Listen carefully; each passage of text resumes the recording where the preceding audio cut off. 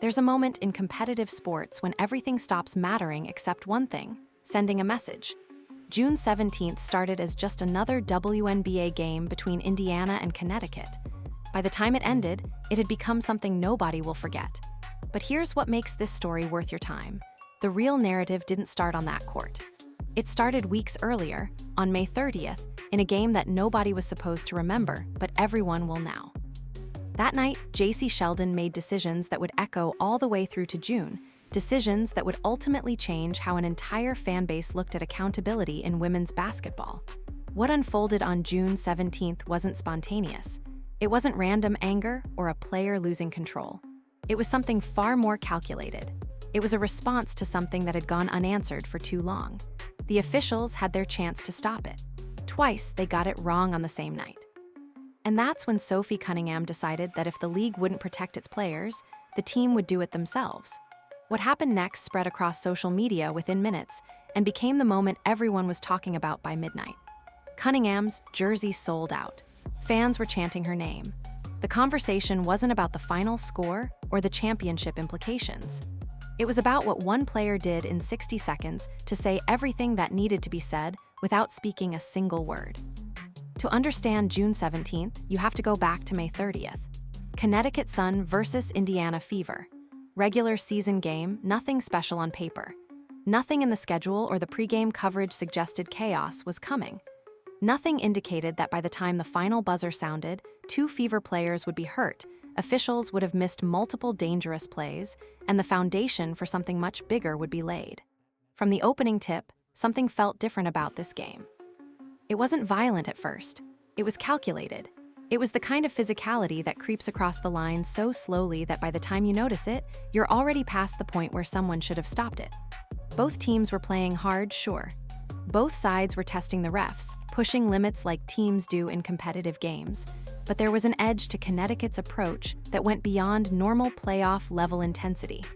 Jacy Sheldon was at the center of it all. Her involvement in 2 separate plays didn't just impact the game, it changed the entire direction of what was supposed to be a normal night of basketball.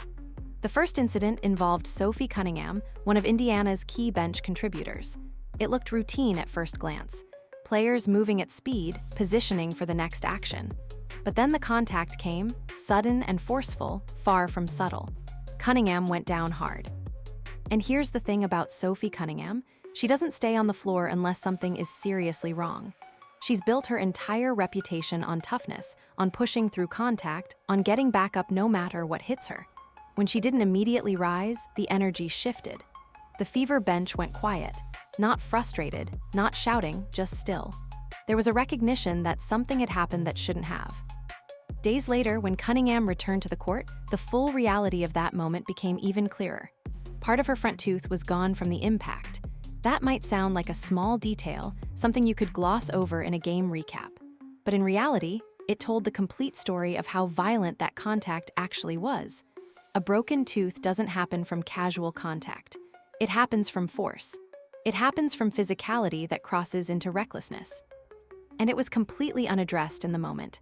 Then came the second incident, and this one was even more difficult to process. Sydney Carlson found herself in a loose ball situation, the kind that usually brings out maximum effort from everyone on the floor. Players dive, stretch, reach, all trying to gain possession. It's chaotic by nature, but it's still supposed to follow a certain level of awareness and basic safety.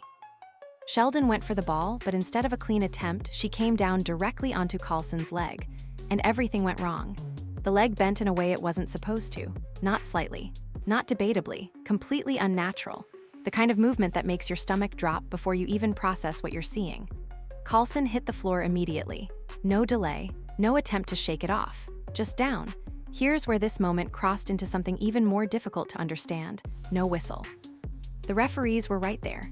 Clear view, no obstruction, no confusion about where the contact happened or how it unfolded, and still nothing, no foul called, no stoppage acknowledging what had just taken place. When you watch the replay, it becomes even harder to process. Carlson is positioned between Sheldon and the ball. She has established space. And yet the dive goes through her, not around her, directly into her knee. That's not just physical play. That's dangerous play that went completely unpunished. 2 separate incidents. 2 Fever players injured, both involving the same opposing player. Zero accountability from the officials managing the game. The scoreboard would show 85-83, a Connecticut victory. But inside that locker room, that number didn't carry the most weight. What stayed with them was the feeling that the game had slipped out of control and nobody stepped in to fix it. The thing about Caitlin Clark and Jacy Sheldon is that their story didn't begin when they both entered the WNBA.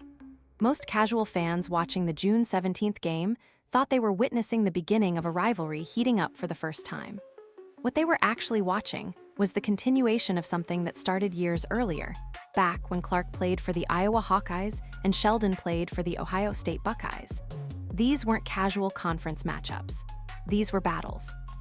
The Big Ten is one of the most competitive conferences in women's college basketball, with programs that take every game seriously and coaches who build game plans around stopping the other team's stars. When Iowa and Ohio State played each other, it wasn't just about winning. It was about proving something. Jacy Sheldon made it her mission every single time they faced off to get under Caitlin Clark's skin. She would shadow Clark on every possession, bump her on every screen, and talk throughout every dead ball. The kind of relentless, grinding defense that wears you down mentally as much as physically. It's a legitimate defensive strategy, one that's been used against star players forever. The goal is to disrupt rhythm, create frustration, make them uncomfortable. And it works sometimes. Clark is human, after all. Sheldon knew exactly which buttons to push. She studied Clark's game, understood what made her tick, and attacked those pressure points repeatedly. But here's what Sheldon may not have fully calculated. Doing that to Caitlin Clark doesn't discourage her. It motivates her. Every bump, every trash talk moment, every physical play, Clark filed it all away and came back harder the next time. This wasn't a player who shrank under pressure. This wasn't someone who got frustrated and made bad decisions. Clark responded by playing better, by being more aggressive, by proving that whatever Sheldon was trying to do wasn't going to work. And that dynamic created something special between them on the court. It created genuine competitive tension because both players refused to back down. When they both entered the WNBA draft, the rivalry didn't stay in college where it belonged. It traveled with them into the professional league. Clark was selected by the Indiana Fever. Sheldon went to the Connecticut Sun. Same league, different franchise, but the same edge was immediately apparent every single time they shared a court. You could feel it in how quickly the physical play escalated when they were matched up against each other. You could hear it in how the crowd reacted every time they got close. The announcers would pick up on it. Fans would lean forward in their seats knowing something was about to happen. This wasn't just two competitive players who happened to be good. This was two people who genuinely brought out the most intense version of each other. Every game between Indiana and Connecticut carried that undercurrent of history. It was always there, simmering underneath the normal competitive flow of the game. And both players knew it. Both players fed off it. It was the kind of rivalry that elevated both of them because they knew exactly what they were walking into when they faced each other. So when May 30th happened, the physical play that Sheldon displayed wasn't coming out of nowhere.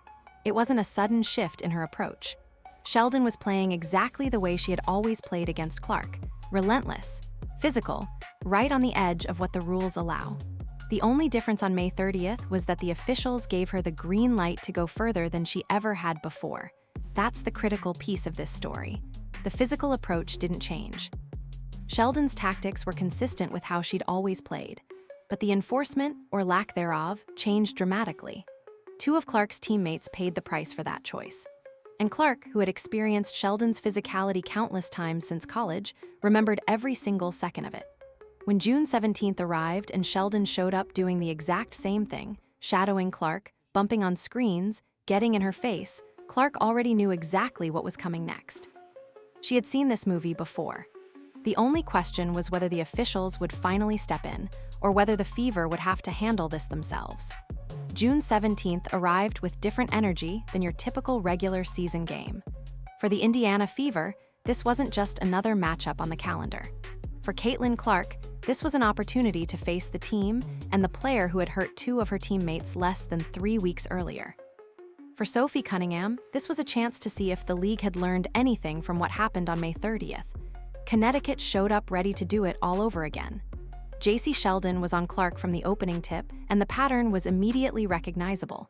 Same tactics, same aggression, same approach that had worked for her since their college days, bumping on screens, getting physical in transition, talking during dead balls. These weren't violations. These were within the gray area that officials allow in competitive games. But there was an intensity to it that suggested Sheldon was testing the boundaries, seeing how much the refs would allow. The crowd could feel what was building from the first few minutes. This game was chippy. It was controlled, but barely. Both teams were pushing limits that probably should have been reined in earlier. Officials were letting more go than they probably should have, which set a tone for how the night would develop. The tension had nowhere to go but up, and everyone in the building could feel it. Caitlin Clark came into the game locked in and ready. She had just dropped a dominant performance against the previously undefeated New York Liberty, a statement win that showed she was fully healthy and ready for whatever came next. This was her first game back from a 3-week quad injury, and the rust that might have lingered from time off was completely gone. The confidence was back. The command of the court was back. And playing Connecticut, the team whose player had hurt 2 of her teammates, gave her something extra to play for. That's not written down on a stat sheet, but it matters. It matters in how a player approaches the game, in the little decisions they make, in the mental energy they bring. Clark wasn't just playing basketball on June 17th. She was playing with purpose. The first half stayed relatively controlled, though that word is being generous. Both teams were pushing limits. Both sets of players understood the history between them. Both understood that if things escalated, it wouldn't be a surprise. It would be the natural conclusion of a rivalry that had been building since college. Third quarter arrived, and that's when everything changed. The game was flowing normally, plays developing, defenses executing. Sheldon was doing her thing, staying close to Clark, making herself felt on every possession. It was aggressive defense, the kind that's legal but physical. Clark brings the ball up the court. Sheldon comes over to defend her. She reaches in hard, looking for a steal attempt, trying to force a turnover or disrupt the offense. In that split second, as her hand comes forward with speed and intent, her finger connects with Clark's eye. The contact is immediate. There's no debate about what happened. Clark's head snaps back from the force of it. She grabs her face with both hands, squinting hard, trying to get her vision clear. Her body language makes it instantly clear that something hurt. This wasn't a light brush. This wasn't incidental contact that happens in the normal flow of the game. A finger went into an eye socket at full speed, and everyone watching knew it. The reaction from Caitlin Clark was immediate and human. When someone drives a finger into your eye, your body responds. There's no thinking about it. There's no calculating the best way to handle it. Your instinct is to protect yourself and create distance between yourself and the person who just hurt you. Clark pushed Sheldon away from her. One firm push. Controlled, not wild, not aggressive beyond what any person would do if they just got poked in the eye. It was the natural, expected response to having physical contact made directly with her face. She created distance between herself and the player who had just driven a finger into her eye socket. And then the referees made their call. Technical foul on Caitlin Clark. The arena went sideways immediately. Fans were pointing at the replay boards showing the eye poke on repeat. The footage clearly showed Sheldon's reach, clearly showed the contact with Clark's eye, clearly showed Clark's reaction to being hurt. The fever bench was on its feet, players pointing, coaches gesturing. The announcers called it out immediately. This was the wrong call. Everyone in the building knew it. There was no room for interpretation or debate. Jacy Sheldon received a flagrant 1 foul for the eye poke. That was fair. That was the correct call. An eye poke is dangerous, can cause real injury, and deserves to be penalized. A flagrant 1 is appropriate for that kind of contact. But that wasn't the end of the officiating in this moment. Caitlin Clark also got a technical foul for pushing back after taking a finger to the eye. Think about what that means. The punishment for the victim matched the punishment for the aggressor. Clark, who got poked in the eye, received the same penalty as Sheldon, who did the poking. That is the part that nobody could get their head around. It made no sense from any angle. It sent a message to every player watching, but not the right message. It communicated that going after Clark with dangerous plays was acceptable, and if she reacted at all, even if she just pushed someone away after being hurt, she would be the one facing consequences. That's a backward system. That's an official missing the entire point of what happened on the court. Clark had just scored big in her comeback game. She was leading her team, controlling the pace, doing everything a star is supposed to do. And she was standing there holding her eye, visibly hurt, penalized for defending herself, watching the officials completely miss the point of what had just transpired on their court. It wasn't about the flagrant one call. Everyone understood that. It was about the technical foul on Clark that followed it. It was about the message being sent that victims would be punished equally with aggressors. It was about the inconsistency and the lack of understanding about what had actually happened. Sophie Cunningham was watching all of this from the bench. She had her own memories of May 30th still fresh in her mind. She remembered going down hard. She remembered the broken tooth. She remembered the lack of a whistle when Carlson got hurt. And she was about to watch things get significantly worse before the officials did anything meaningful about the pattern developing right in front of them. The technical foul on Clark had barely been called when Marina Mabrey made a decision that shocked everyone in the building. Clark was still processing what had just happened. Her eye was hurting. A technical foul had been assessed. The crowd was going crazy around her. The Fever bench was still reacting to the injustice of the call. It was chaotic. It was loud. It was tense in the way that WNBA games get when the officials lose control of the game. And into that chaos, Mabrey made her move. Marina Mabrey came out of nowhere. There was no loose ball. There was no play actually happening on the court. There was no basketball action that would justify what she was about to do. Mabrey simply crossed the court, deliberately drove her shoulder into Clark, and sent her stumbling backward onto the hardwood. The contact was unmistakable. The intent was clear. This wasn't a collision that happened because both players were going for the ball. This wasn't a basketball play that went wrong. This was a body check in the middle of a game, delivered deliberately to a player who was standing relatively stationary after just having been eye-poked. The Fever bench exploded. Every player on Indiana's roster was on their feet, pointing at Mabrey, shouting, demanding that the officials acknowledge what had just happened. Coach Stephanie White was on the sidelines screaming at the refs. She was gesturing wildly, demanding that someone in stripes acknowledge what had just occurred directly in front of them, in front of thousands of fans, with cameras rolling from every conceivable angle. White had been raising the alarm since the first quarter of this game. She had watched her players get targeted.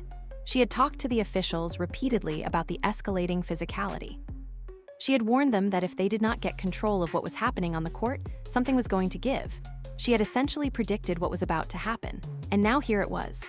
Her star player had just gotten body checked to the floor in the middle of a live game, in front of thousands of fans, with broadcast cameras capturing every angle.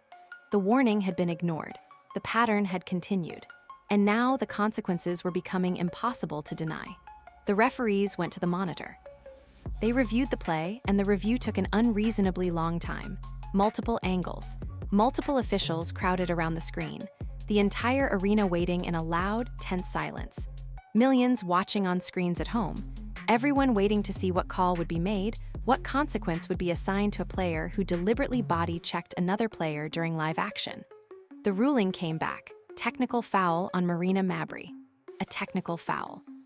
The same call they had just given Clark for pushing someone away after getting her eye poked. Mabrey charges across the court, deliberately knocks Clark to the ground, and receives a technical foul. Equal punishment for unequal actions. Equal consequence for victim and aggressor. White went directly to the post-game press conference and did not hold back a single word. She pointed out that this had not been an isolated incident. It had been building all season long. Players were being allowed to play recklessly. Refs were not controlling it. And the league kept pointing to physicality as a feature of the game rather than acknowledging when it crossed into something dangerous and unacceptable. Her point was impossible to argue with. The evidence was sitting right there, undeniable, on video, documented multiple times in a single night. 2 Fever players hurt on May 30th with no meaningful consequences. Clark getting her eye poked on June 17th and then receiving a technical foul for reacting. Mabrey body checking Clark to the floor and receiving a technical foul. No ejections, no real accountability, no indication that the league took player safety seriously. Sophie Cunningham had seen enough. She had watched the officials fail her teammates twice in the same quarter. She had watched them fail her personally on May 30th. She had watched them fail Clark twice in a span of minutes on June 17th. The message was crystal clear. Nobody was coming to protect the Fever.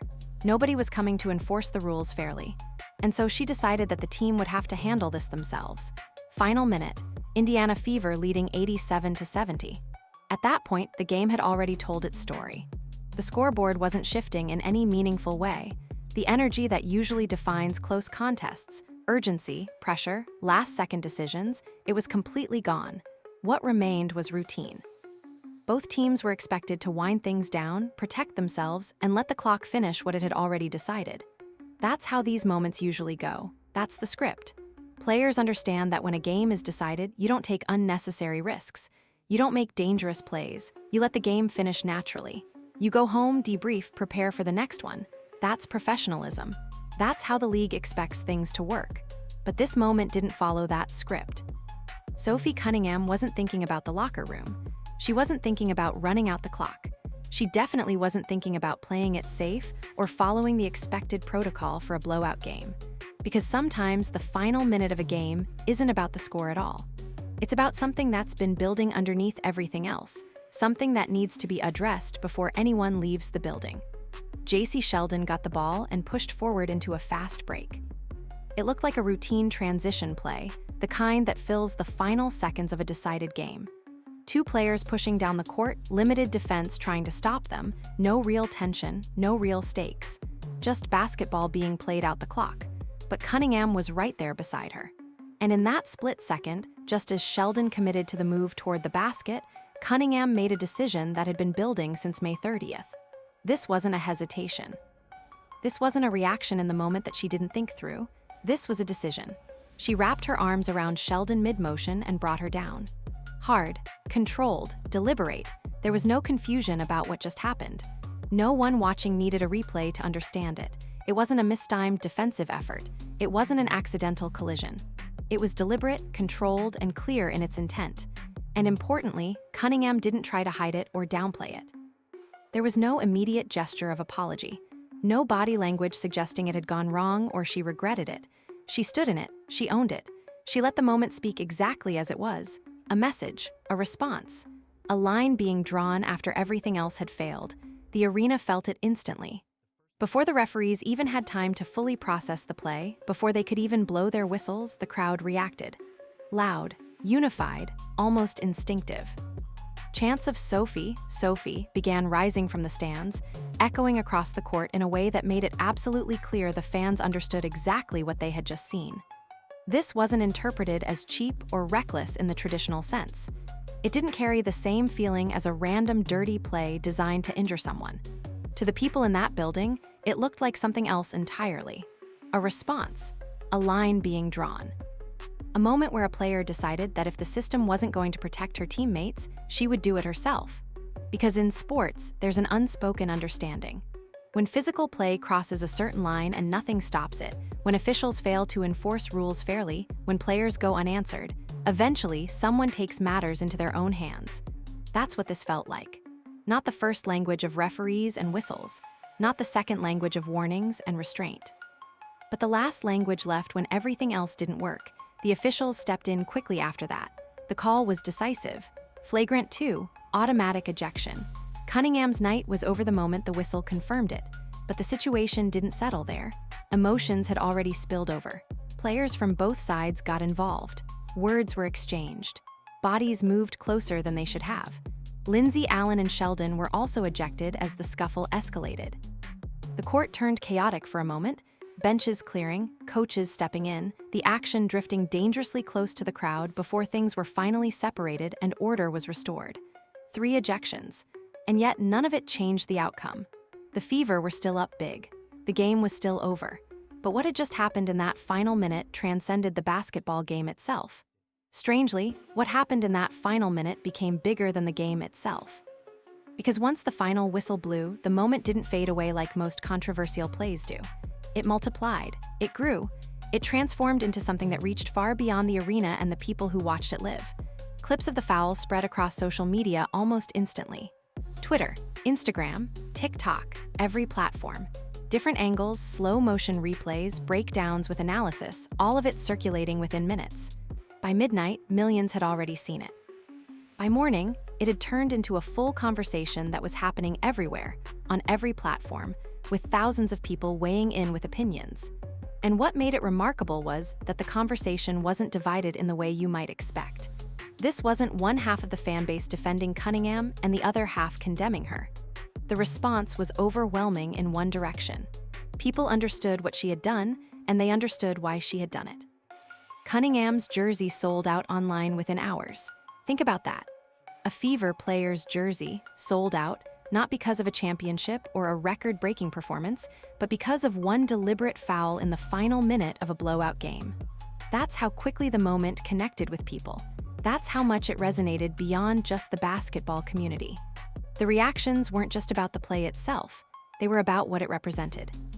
Some people went as far as arguing she deserved all-star consideration, not because of her season statistics or her performance metrics, but because of that one act. That one decision to step into a moment and say something without speaking a single word. Fans were calling it the most important play of the season. Analysts were breaking it down, discussing what it meant for player agency in professional sports. The conversation extended beyond just women's basketball. It became a broader discussion about fairness, about accountability, about what happens when systems fail to protect people. Social media was ablaze with support. The memes started circulating almost immediately. Cunningham's name was trending nationally. The moment had transcended basketball entirely and become something cultural. It was about standing up. It was about not accepting injustice. It was about a team saying that they wouldn't tolerate their players being targeted without consequences. Meanwhile, the actual performance of the game itself almost became background detail. Caitlin Clark had put together a strong showing, 20 points, 6 assists, controlling the pace throughout the game. Her command was evident.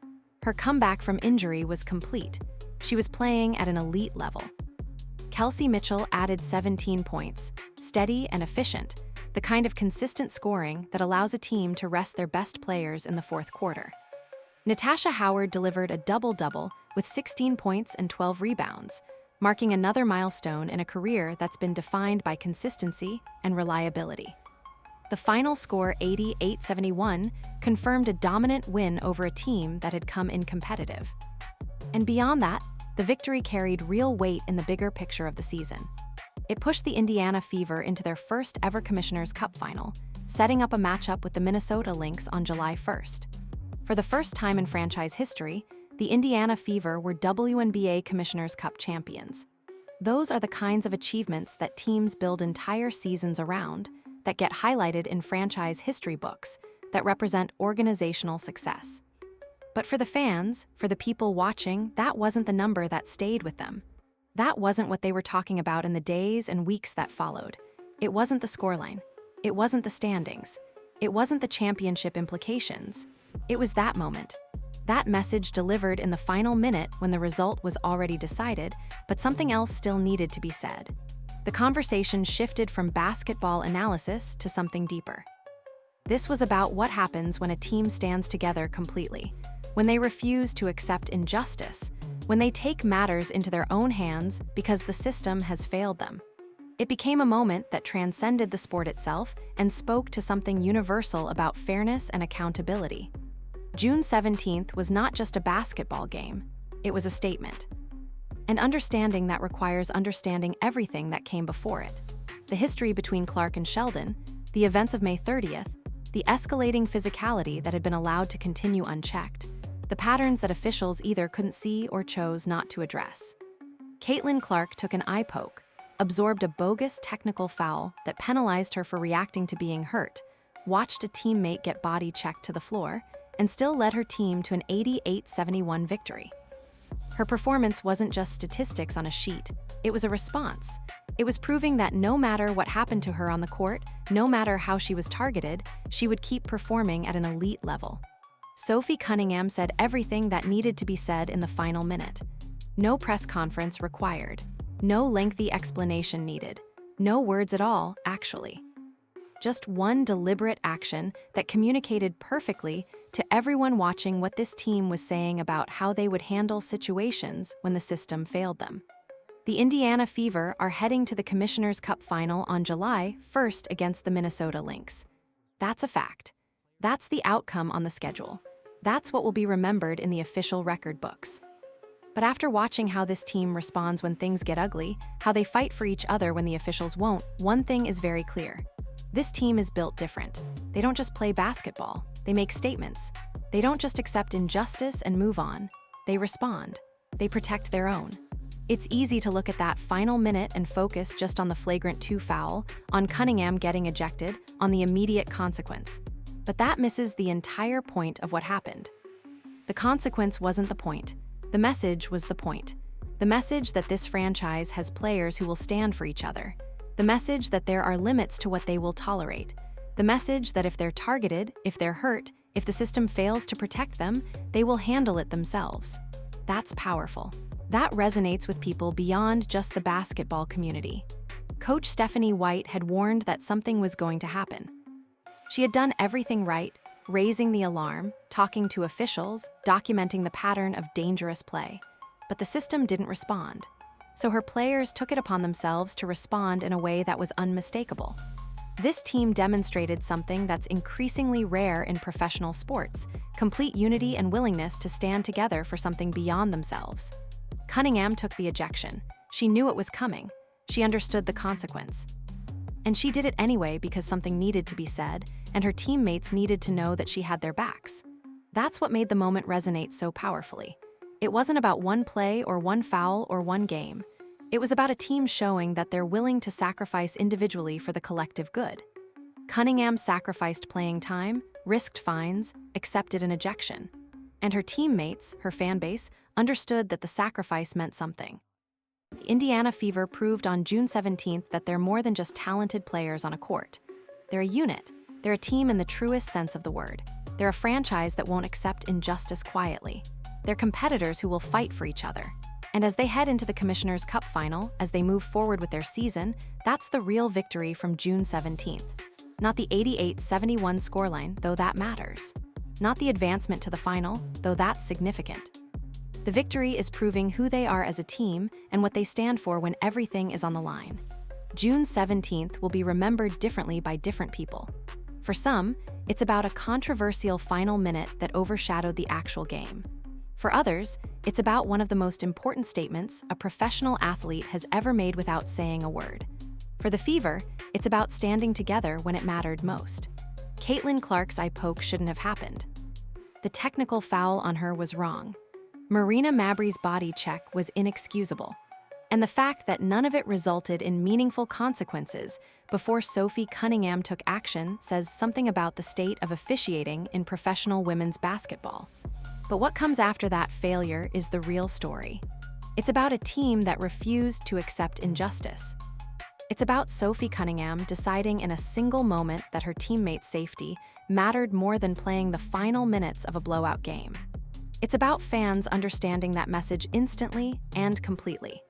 The Indiana Fever are heading to July 1st for the Commissioner's Cup final.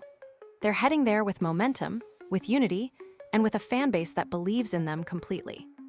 But more importantly, they're heading there knowing who they are as a team, players who stand for each other, who won't accept injustice, and who will fight for what's right. That's the legacy of June 17th.